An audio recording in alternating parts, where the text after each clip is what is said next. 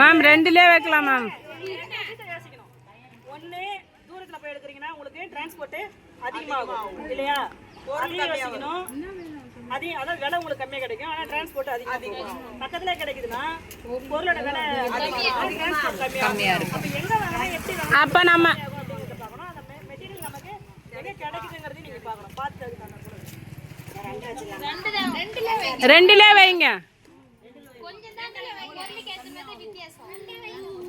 நம்ம என்ன பொருள் பிஸ்னஸ் பண்ணுறோமோ அதை பொறுத்து தான் மூலப்பொருட்கள் கிட்ட கிடைக்குமா தூரம் கிடைக்குமா.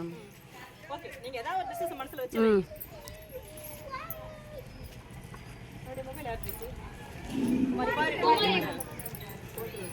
இது என்ன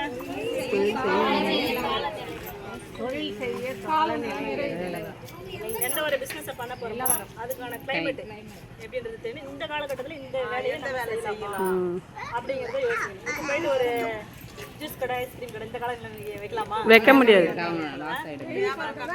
அப்போ இந்த பருவ காலங்கிறது எல்லாருக்கும் தெரிஞ்சிருக்கு.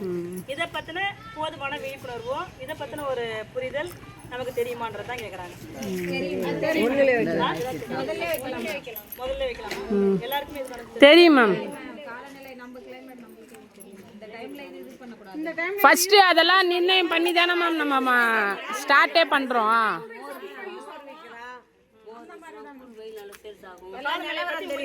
தெரியும் மேம், சொல்ல தேவையில்ல. ஆமாங்க மேம், ஒன்னுலேயே வச்சுங்க மேம்.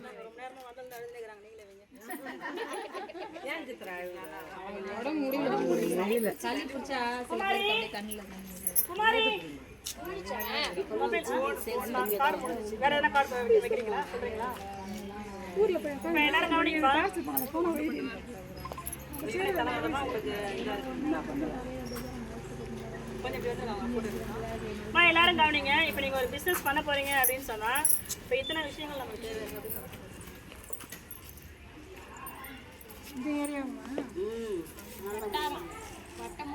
கொஞ்சம் சௌரியமா கொஞ்சம் மேலே வந்துடலாம்.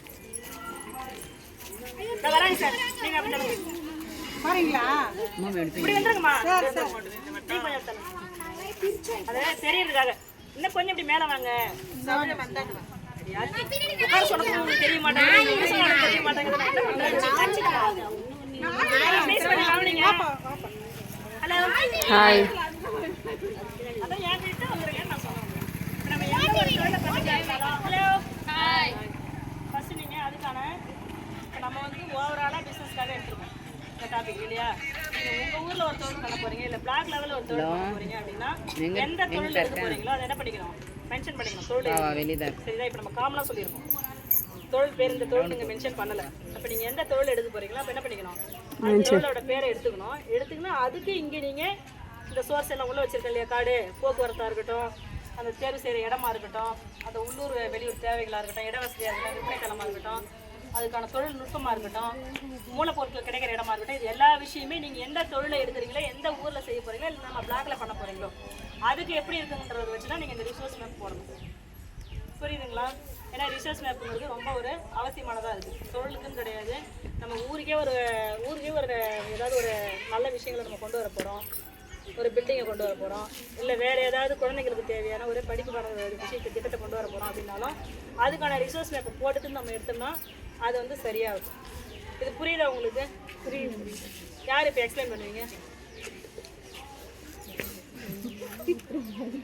ஆ